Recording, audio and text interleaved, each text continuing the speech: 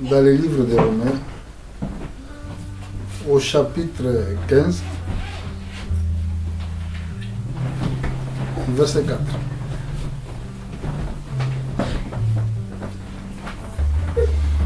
Je lis au nom de Jésus. Plus fort. Or, tout ce qui est écrit était... Pardon, je recommence. Or, tout ce qui a été écrit d'avance l'a été pour notre instruction, afin que, par la patience et par la consolation que donnent les Écritures, nous possédions l'espérance. Amen. Amen. Que Dieu bénisse sa parole. Amen. Première place, il y a ces...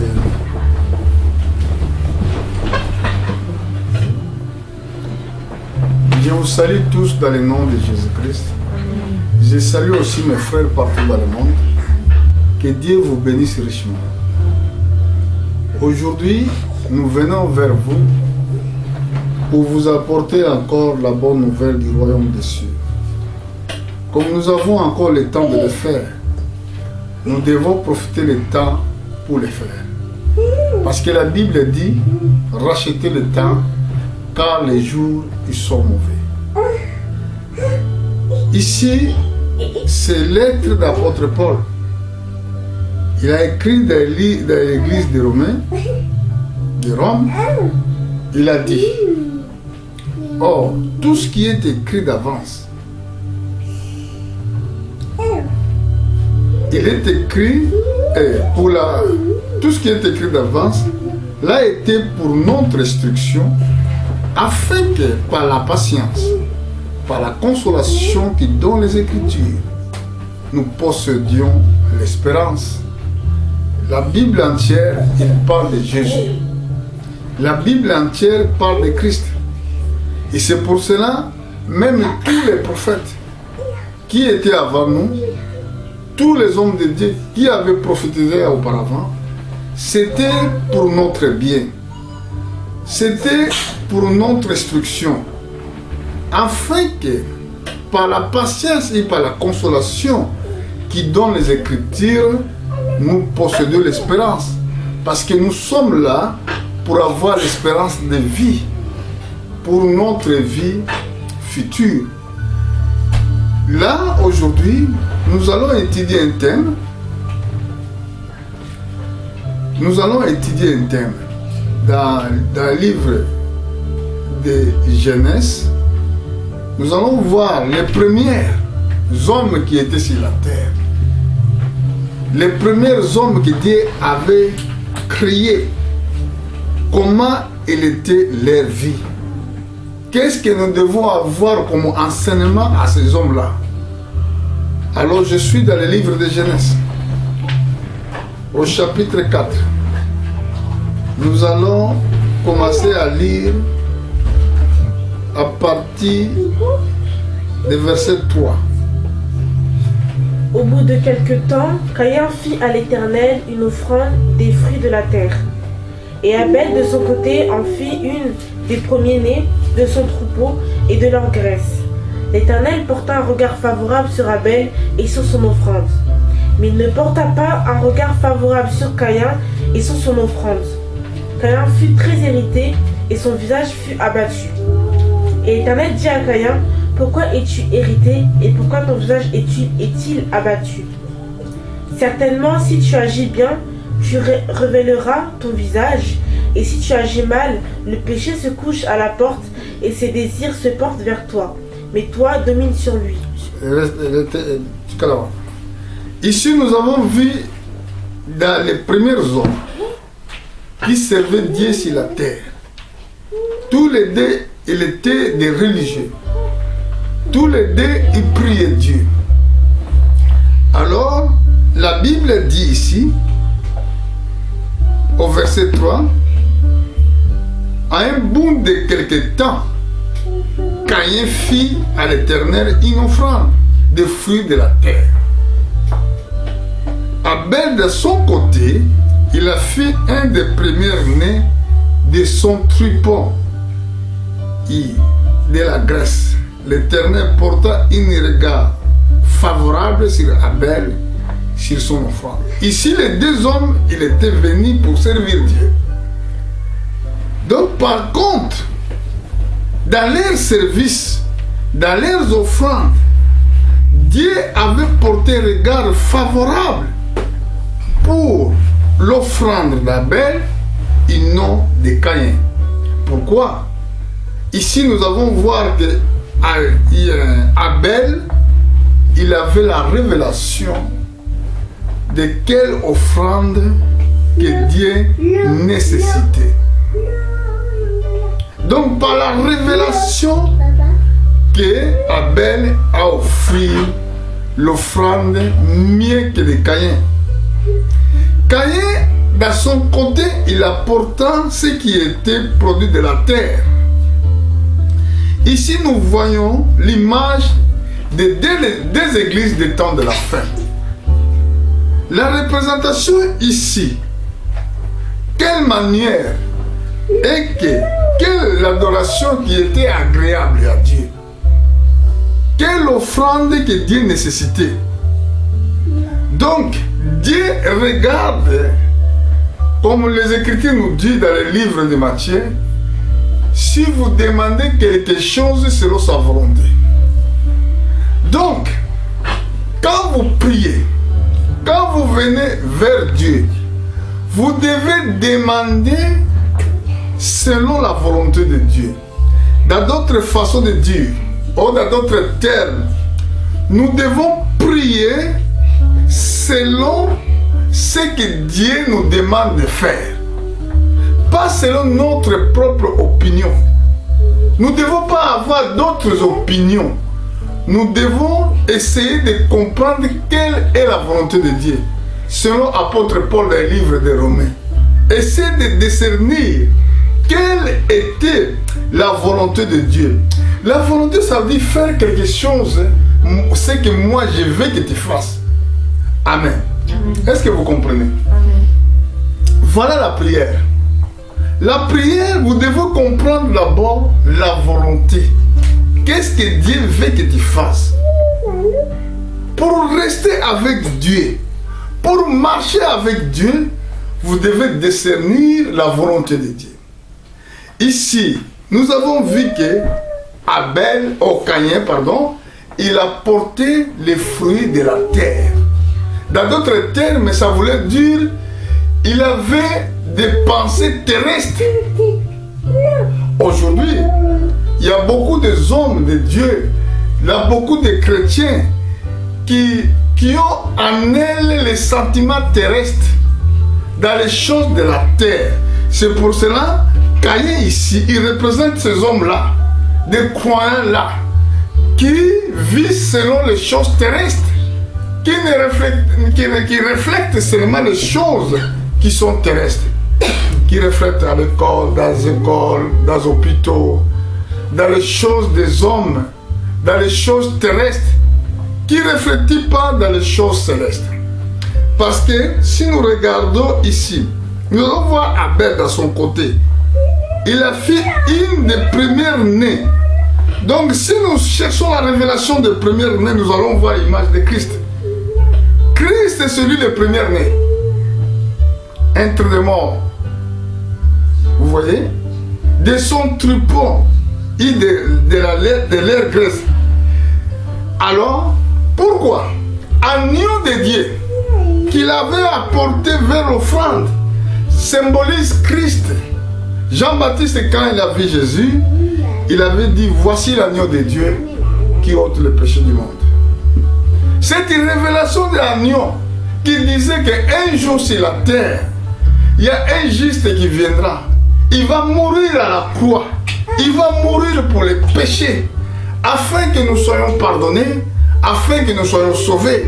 Et c'est pour cela, Abel, pendant qu'il prenait l'agneau pour aller donner comme offrande, il annonçait l'œuvre de Golgotha.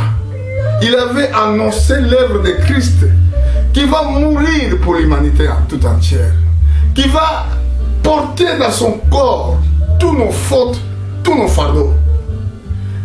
Ici, nous avons vu cette église de Dieu vivant, qu'on appelle l'église épouse, qui se focalise seulement à l'enseignement de Christ, qui dans leur cœur, on voit l'espérance du royaume. Ils pensent seulement dans les choses célestes, pas dans les choses de la terre. Et c'est pour cela que Dieu regardait favorablement l'offrande. Et toi, frère, pendant que tu sers Dieu, pendant que tu prêches la parole, quand tu dois faire selon le modèle, c'est très important. Nous avons vu ça aussi. Quand Dieu appelle Moïse pour construire le tabernacle, il a dit fais attention, fais selon les modèles que je t'ai montré dans la montagne. Nous allons voir ça dans le livre des Hébreux, chapitre 8.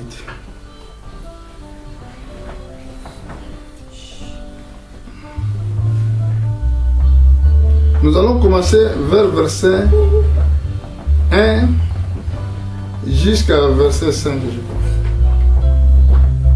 Le point capital de ce qui vient d'être dit, c'est que nous avons un tel souverain sacrificateur qui s'est assis à la droite du trône de la majesté divine dans les cieux, comme ministre du sanctuaire et du véritable tabernacle qui a été dressé par le Seigneur et non par un homme. Tout souverain sacrificateur est établi pour présenter des offrandes et des sacrifices, d'où il est nécessaire que celui-ci ait aussi quelque chose à présenter. S'il était sur la terre, il ne serait pas même sacrificateur, puisque là sont ceux qui représentent des offrandes selon la loi, lesquels célèbrent un culte image et ombre des choses célestes, selon que Moïse en fut divinement averti lorsqu'il allait construire le tabernacle. Et soin lui fut-il de faire tout d'après le modèle qui a été montré sur la montagne. Imagine des choses que nous sommes en train d'étudier ce matin. Là, nous avons vu des hommes qui étaient prêts pour aller adorer Dieu. Parce que l'offrande, c'était une adoration. Mais pour adorer, vous devez voir quelle manière d'adoration que vous devez apporter vers Dieu. Pas selon vos manières de faire, selon votre théologie, selon votre façon de penser. Ici, nous avons vu aussi, Dieu maintenant parle à Moïse, son serviteur. Et c'est ça le point capital, même apôtre Paul en train d'écrire ici. Le point capital de ce qui vient être dit est que nous avons tel souverain sacrificateur qui est assise à la droite du trône de majesté divine dans les cieux. Donc tous les sacrificateurs qui portaient les agneaux à l'époque, il n'y avait même pas à l'époque de loi, quand Caïn et Abel portant les offrandes. Mais après, dans le temps de la loi, Dieu avait mis des sacrificateurs. C'était Aaron. Mais Moïse, c'est lui qui avait reçu la révélation comment Aaron peut faire le sacrifice. Écoutez ce que la Bible dit ici, au verset 2, comme ministre des sanctuaires et des véritables tabernacles qui étaient adressés par le Seigneur et non par les hommes. Donc Dieu rejette tout le temps ce que les hommes font selon leur propre volonté. Et la Bible dit ici, tout sacrificateur était établi pour présenter des offrandes et des sacrifices, d'où il est nécessaire que celui-ci ait aussi quelque chose à présenter. Donc il parlait de qui? De Christ. Donc tous les hommes de Dieu, toutes les choses qu'il faisait, c'était l'ombre des choses à venir. La Bible dit, s'il était sur la terre, il ne serait pas même sacrificateur. Pourquoi? Puisque là sont ceux qui présentent des offrandes selon la loi. Donc, Moïse, celui qui avait reçu la loi, c'est lui aussi qui avait établi des sacrificateurs pour offrir, offrande. Bon, regardez au verset 5, la Bible dit, laquelle célèbre un culte, une image, une ombre des choses célestes. Vous comprenez? C'est pour cela Dieu, il était attentif d'écouter la prière d'Abel. Pourquoi? Il a fait exactement selon les modèles célestes.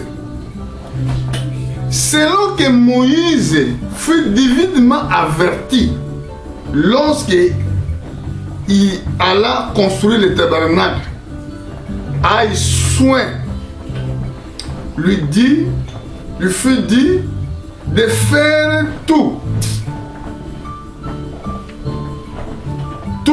d'après le modèle qui a été montré sur la montagne.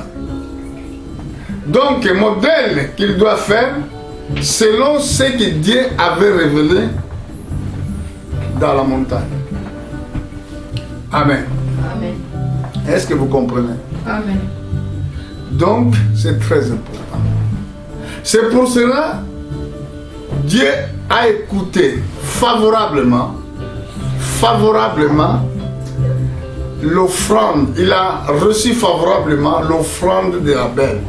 Ce n'est pas parce que Caïn il avait donné de mauvaises choses, comme les autres disent.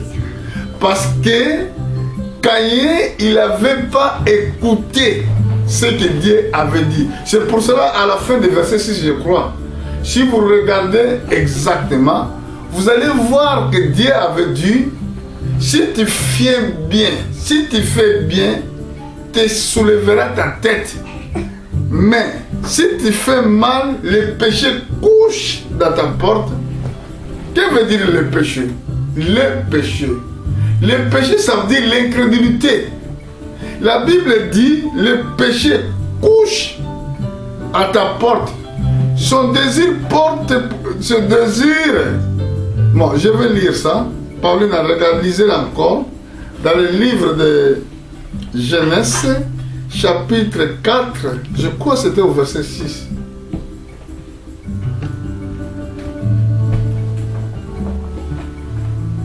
Lisez. Et l'Éternel dit à Caïn, pourquoi es-tu hérité et pourquoi ton visage est-il abattu? Certainement si tu agis bien, tu révéleras ton visage, et si tu agis mal, le péché se couche à la porte et ses désirs se portent vers toi. Mais toi domine sur lui. Amen. Amen.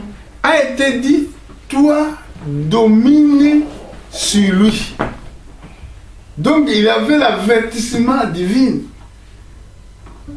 Dieu avait dit à Caïn qu'il domine sur le péché. Que veut dire le péché? Parce que il y a des autres qui pensent que le péché, c'est que nous voyons les hommes commettre.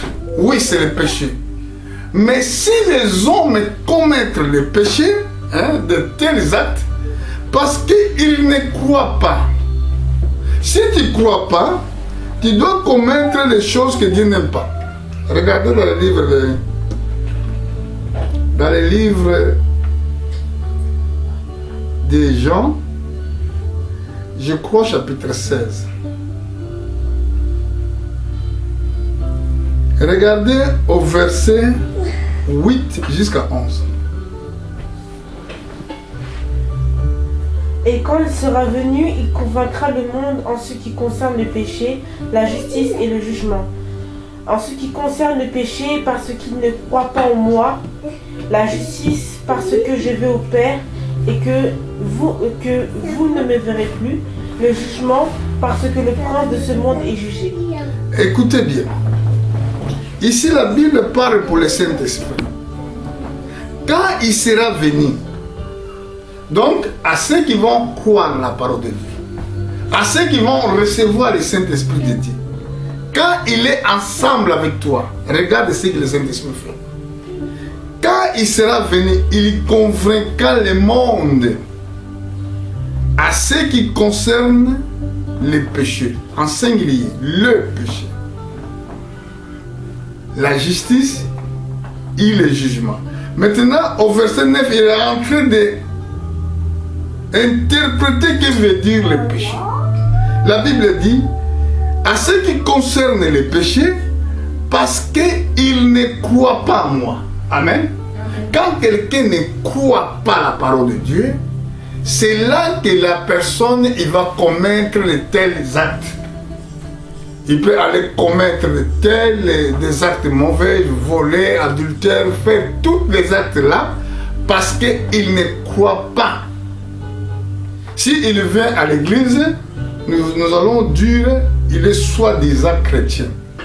Et la Bible dit la justice parce que je vais au Père et que vous ne verrez plus. Parce que, et c'est pour cela, Jésus avait dit chercher premièrement le royaume de Dieu et sa justice. La justice de Dieu que nous tous, nous tous, parvenir, oui. Que nous tous nous soyons parvenir à entrer dans le royaume céleste. Et des jugements, oui. Parce que le prince de ce monde, il est déjà jugé. Quel est le prince du monde? De ce monde est Satan. Et voilà pour cette raison, Caïn, comme il ne croyait pas, donc ça veut dire, il bafouait la parole de Dieu. Il ne voulait même pas croire, je vais faire ce que je veux. C'est ça le problème aujourd'hui. Nous ne devons pas faire ce que nous pensons qui est bon. Nous ne voulons pas prêcher de manière que nous voulons prêcher. Nous devons prêcher selon ce que disent les Écritures. Nous devons prier selon ce que disent les Écritures. Et c'est pour cela que la Bible dit, si vous demandez quelque chose selon ma volonté. C'est très important. Connaître d'abord la volonté de Dieu. Discerner d'abord la volonté de Dieu. Avant de servir Dieu, tu dois connaître d'abord sa volonté. Je ne sais pas, je vais regarder dans le livre de Romains.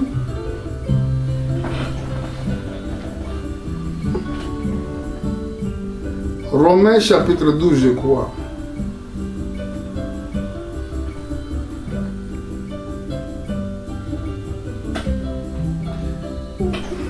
Verset 1, 2. Je vous exhorte donc, frères, par les compassions de Dieu, à offrir vos corps comme un sacrifice vivant, saint, agréable à Dieu, ce qui sera de votre part un culte raisonnable. Ne vous conformez pas au siècle présent, mais soyez transformés par le renouvellement de l'intelligence, afin que vous discerniez quelle est la volonté de Dieu, ce qui est bon, agréable et parfait. Est-ce que vous comprenez? Il a dit d'abord, premièrement, pour ceux qui veulent servir Dieu, il a dit, je vous exhorte donc, frères, par les compassions de Dieu. Ça veut dire quelqu'un qui est en train de supplier quelqu'un, de offrir votre corps, c'est très important, comme sacrifice vivant. C'était l'image des sacrifices qu'Abel avait donné, c'était animal. C'était un corps d'animal que nous sacrifions. Notre corps doit être aussi sacrifié. Notre corps doit mourir. Si notre corps meurt, ça va paraître à nous les sentiments de Christ, les pensées de Christ. Il a dit, offrez votre corps comme sacrifice vivant, saint, agréable à Dieu, ce qui sera dans votre part une culte raisonnable. Voilà, une culte raisonnable. Mais écoutez verset 2. Ne vous conformez pas au siècle présent. Donc, c'est pour cela que Caïn, dans sa tête, il avait plus de choses terrestres. Il pensait qu'il est en train de servir Dieu. Mais soyez transformés par le renouvellement de l'intelligence. Donc notre intelligence doit être renouvelée. Afin que vous discerniez quelle est la volonté de Dieu. Ce qui est bon, agréable et parfait. Si nous arrivons à discerner la volonté de Dieu, alors nous allons avoir aussi capacité de savoir ce qui est bon, ce qui est bien, ce qui est parfait. Mais ces deux églises, cette église du temps de la fin, cette église que ils croient, quand je parle de l'église, ça veut dire l'église représente le corps de Christ.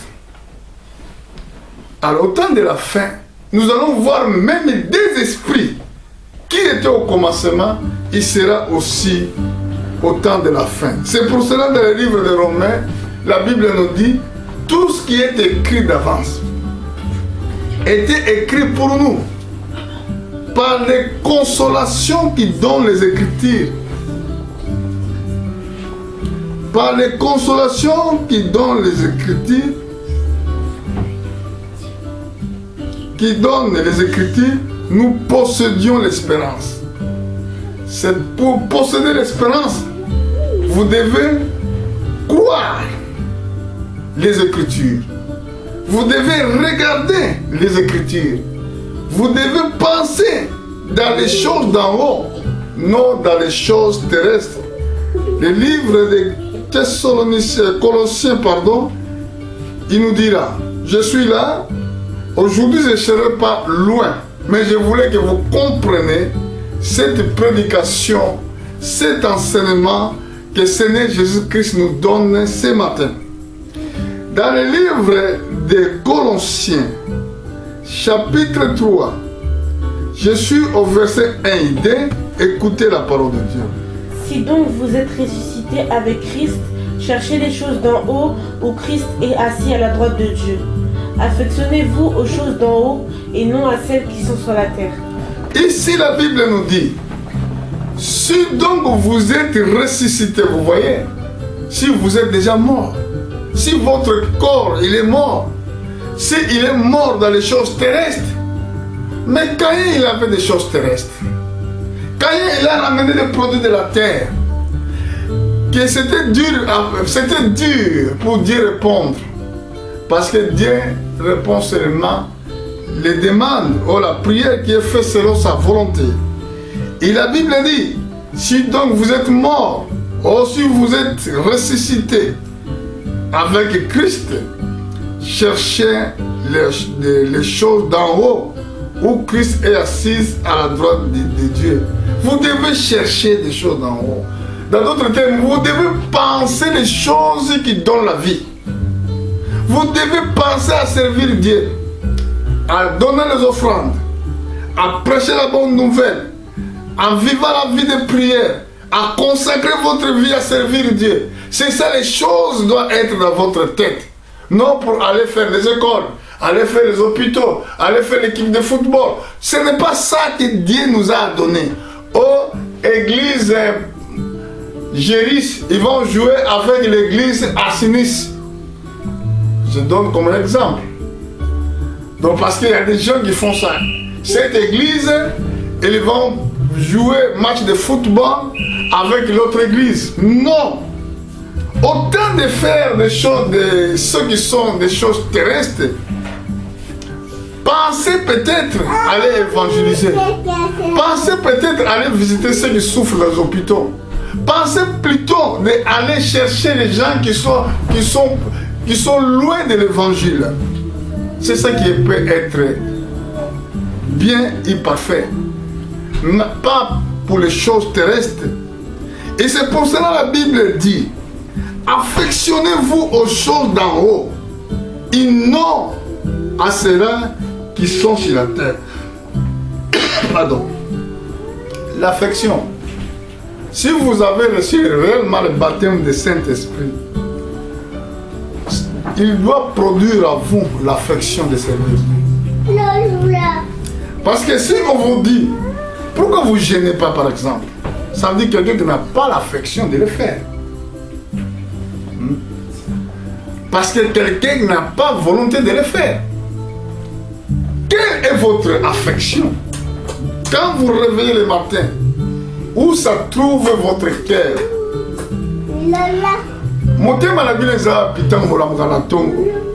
Quand vous vivez, je vous donne, ça m'attriste des fois.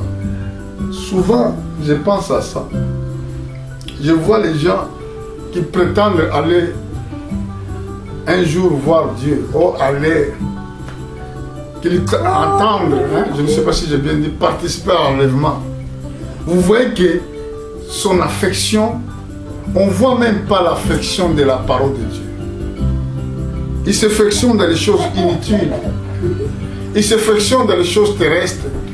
Après, il dit dans sa bouche, moi je suis chrétien, moi. Moi je suis chrétien. Hein? Non, il n'est pas chrétien. Écoutez pourquoi tu n'es pas chrétien. Ton affection, tu s'affectionnes dans les choses terrestres, c'est ça la prière de Caïn.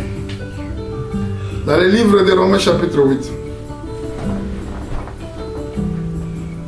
Romains chapitre 8.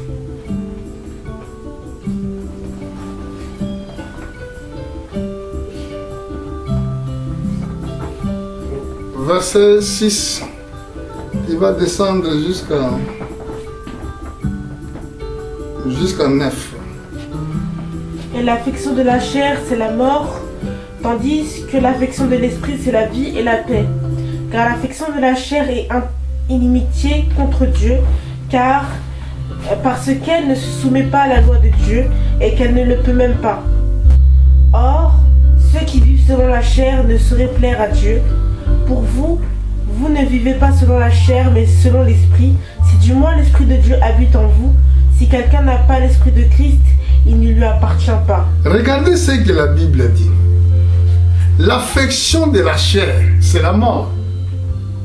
Donc l'affection dans les choses terrestres, c'est la mort. Est-ce que vous me suivez bien? Mais essayez de chercher dans vos pensées, dans ton cœur, quelle est votre affection? Si vous avez des affections dans les choses terrestres, vous n'avez pas encore reçu l'Esprit de Dieu. Même si tu viens à l'église chaque jour, si tu as sentiments, les mêmes sentiments, c'est que les hommes du monde, ils portent dans leur cœur, ça veut dire que toi tu n'as pas fait encore expérience avec Dieu. Parce que l'affection de la chair, c'est la mort. Tandis que l'affection de l'esprit, c'est la vie et la paix. Car l'affection de la chair est inimitié contre Dieu. Tous les hommes là qui tuent, si tu commences à haïr Dieu, ça veut dire qu'il y a en toi l'affection de la chair. C'est très difficile à voir que quelqu'un qui a... Si le monde vous haït, c'est ça que je disais tout à l'heure. Si le monde nous haït, il nous haït à cause de la parole de Dieu. Quelqu'un qui a l'affection de la chair, affection de la chair, ne peut pas aimer l'œuvre de Dieu. Son travail est critiquer le pasteur. Son travail est parler mal des hommes de Dieu. Son travail est critiquer l'œuvre de Dieu. Parce que la Bible nous dit ici, car l'affection de la chair est inimitié contre Dieu. Si vous voulez regarder la vie de Caïn, pendant que Dieu l'a reprocha, que domine sur le péché qui est couché dans les portes de ta maison, mais il n'a pas entendu le conseil que Dieu avait donné. Exactement à l'église aussi. À des fois, quand l'homme de Dieu prêche, vous voulez trouver, si dans sa bouche, vous allez trouver avec quelque chose de rare pour aller le critiquer. C'est ça qui faisait le caractère des pharisiens. Ils ne croyaient pas même que celui qui avait créé le monde était au milieu d'eux. Parce qu'il avait pris forme d'être humain. La Bible nous dit, car l'affection de la chair est inimitié contre Dieu, parce qu'il ne soumet pas à la loi de Dieu. Vous avez bien entendu? L'affection de la chair, il ne soumet pas à la loi de Dieu. Quand quelqu'un est rempli de l'esprit de la chair, même quand on le reproche, il est cœur dur. C'est ça le péché. C'est pour cela, pour cette raison, est que la prière de Caïn n'a pas été exaucée. Et la Bible dit, il ne le peut même pas. Un homme charnel ne peut pas supporter ni la prédication. C'est pour cela même dans les réseaux sociaux, quand vous mettez la parole de Dieu, vous allez voir que beaucoup de gens ne regardent même pas. Pour montrer l'exemple que beaucoup de gens qui vont périr, qui vont mourir à la fin. Parce qu'il y a des gens qui lisent même pas la Bible. Ils ne peuvent pas même supporter la Bible devant lui. Un jour, je pense que quand je prêchais en Afrique, on est parti visiter un maman, que mon frère, l'un qui est pasteur à Irlande, il m'a dit qu'aller visiter cette maman, moi je le prêche tout le temps la parole de Dieu. On est parti. Quand nous sommes rentrés dans leur maison, son mari n'était pas là. Et moi j'ai prié et je commençais à exhorter. Et à un moment, son mari est apparu à la maison. Il nous a regardé comme ça. Bonjour, bonjour, il est rentré dans la chambre. En sortant, il nous demandait, vous êtes de quelle église? Moi, j'ai répondu, non, on ne prêche pas l'église, on prêche Christ. Donc, son figure était fermée. Pourquoi? Était fermée, pourquoi? Nous avons ramené la Bible dans sa maison. Il nous a dit, moi, je suis du gouvernement de MPLA. Et j'aime pas ces choses. Ça ne voulait pas dire, écoutez-moi les gens du gouvernement. Ça ne voulait pas dire que quand tu es dans le gouvernement, tu ne peux pas écouter la parole de Dieu. Vous voyez? Mais il a utilisé le nom de MPLA. Comment on dit en français? Ils ont encore le nom qui me frappe. Hein? Moyen que bombama. Ah, c'est pas ça. Non. Il a cherché un moyen pour... le nom qui me frappe. Pour aller comme bombe allemande, ils ne veulent pas nous écouter, mais ils cherchent un obstacle, une excuse, par exemple, on peut dire. Pour dire que moi je suis de MPLA, j'aime pas ces choses. Mais je ne crois pas. Même dans le gouvernement, il y a des ministres qui écoutent la parole de Dieu. Donc, ils ne voulaient même pas nous écouter. Pourquoi? Parce qu'ici, la Bible dit, ne soumets pas à la loi de Dieu. Ne les supporte même pas. Or, ceux qui vivent selon la chair ne sauront à plaire à Dieu. Ça veut dire quelqu'un qui vit selon la chair, Dieu ne peut pas cohabiter avec lui. La Bible dit, oh, ceux qui vivent selon la chair ne sauront plaire à Dieu. Donc c'est très difficile à plaire à Dieu. Dieu, il témoigne de nous. Dieu peut témoigner de toi. Ah, est-ce que quand Satan, par exemple, passe devant lui, il lui demande, Satan, où tu es sorti? Satan peut répondre que oui, j'ai sorti pour promener dans toute la terre. Dieu peut demander, est-ce que tu as vu mon serviteur Philippe? Dans son dit quelqu'un qui plaît à Dieu, comme Dieu avait demandé, il avait demandé pour les Job, par exemple. Est-ce que tu as vu mon serviteur Job? Pourquoi? Job plaidait, hein? Plaisait à Dieu. Plaisait à Dieu, merci. À ça qu'on s'est pris sans Zambé. Mais celui qui n'a pas l'esprit de Dieu ne pourra pas plaire à Dieu. C'est très difficile. C'est pour cela, beaucoup d'eux, ils finissent dans la maison de fétiche. Beaucoup d'eux, ils finissent dans la maison de magie. Pourquoi? Parce qu'aucun jour, Dieu peut répondre à tes prières.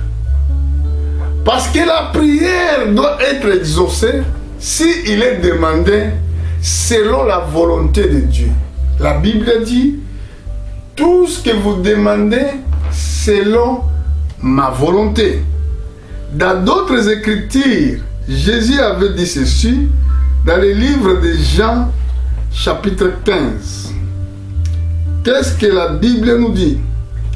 au verset 7.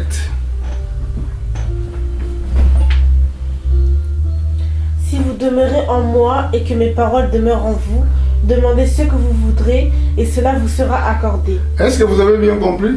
Oui. Suivez bien ce verset-là. La Bible dit, si vous demeurez en moi et que mes paroles demeurent en vous, demandez ce que vous voudrez et cela vous sera accordé. Donc vous devez avoir d'abord la parole pour demander. Dieu ne peut pas exaucer les gens qui ne l'écoutent pas. Dieu ne peut pas accompagner quelqu'un qui est incrédule à sa parole. Donc tu peux vivre il y a un certain moment. Mais quand il arrivera le temps, tu mourras. Écoutez ce que la Bible dit. Si vous regardez bien dans le livre d'Exode, c'est écrit comme ça. Vous servirez l'Éternel votre Dieu. Il bénira votre pain. Il bénira votre lot. Il éloignera maladie au milieu de vous. Dans ton pays, il n'y aura ni femme qui avorte ni stérile. Écoutez la dernière paragraphe du verset. Je remplirai le nombre de vos jours. Donc, regardez. Le nombre que Dieu peut remplir, c'est que Satan, il va chercher moyen de vous raccourcir la vie. Vous comprenez? Quand vous êtes malade, ça vous ramène où? À la mort.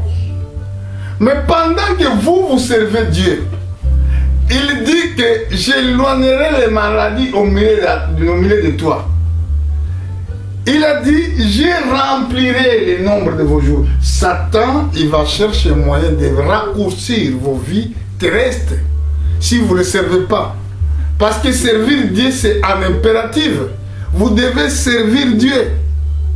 Mais une fois que vous n'écoutez pas ce que vous prêchez, une fois que vous êtes tellement incrédule, oh, c'est simple à demander, non? Vous devez demander par exemple, si je ne crois pas, Seigneur, aide-moi à avoir la foi. Aide-moi à commencer à croire à ta parole. Aide-moi à avoir affection de ta parole. Et si vous regardez dans le verset chapitre 14, dans le livre de Jean, dans le livre de Jean chapitre 14, je suis au verset 12 jusqu'à 14. En vérité, je vous le dis, celui qui croit en moi fera aussi les œuvres que je fais, et il en fera de plus grandes, parce que je m'en vais au Père, et tout ce que vous demanderez en mon nom, je le ferai, afin que le Père soit glorifié dans le Fils. Amen. Il a dit, écoutez bien, écoutez, en vérité, quand il utilise deux fois, ça veut dire, vous voulez vous rassurer.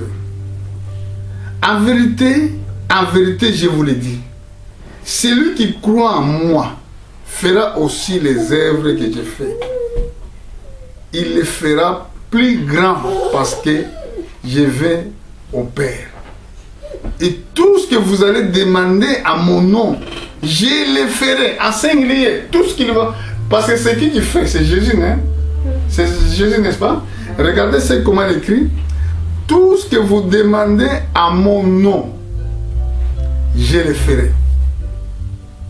Afin que le Père soit glorifié dans le Fils. Donc c'était les mêmes personnes. Dieu était dans le Fils. Pourquoi il a pris forme de Fils? Pour te donner l'identité de Fils. Parce que Jésus, il est devenu Fils afin que nous avons même identité. Afin que nous soyons appelés les fils de Dieu. Parce que nous allons porter le même esprit. Si vous demandez quelque chose à mon nom, je le ferai.